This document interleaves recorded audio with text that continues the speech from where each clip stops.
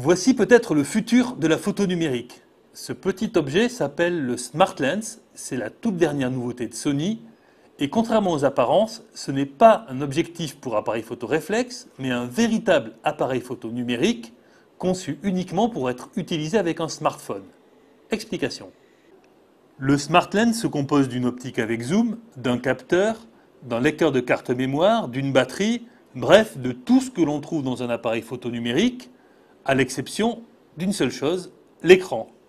Car l'écran, en l'occurrence, c'est celui de votre smartphone, qu'il s'agisse d'un appareil Android ou d'un iPhone. Le Smart Lens s'y connecte sans fil.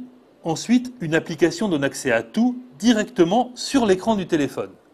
Le cadrage, le réglage, le transfert des photos ou des vidéos. Un petit accessoire permet même de greffer l'appareil sur l'objectif, comme ceci.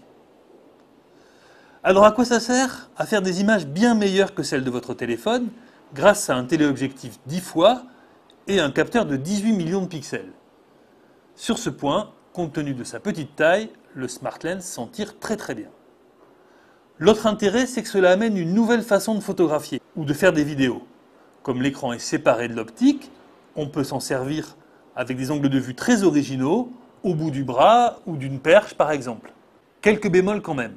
Avec un smartphone assez ancien, comme mon iPhone 4, le temps de démarrage de l'application est un peu long. Et puis, comme toujours en high-tech, la nouveauté se paye au prix fort.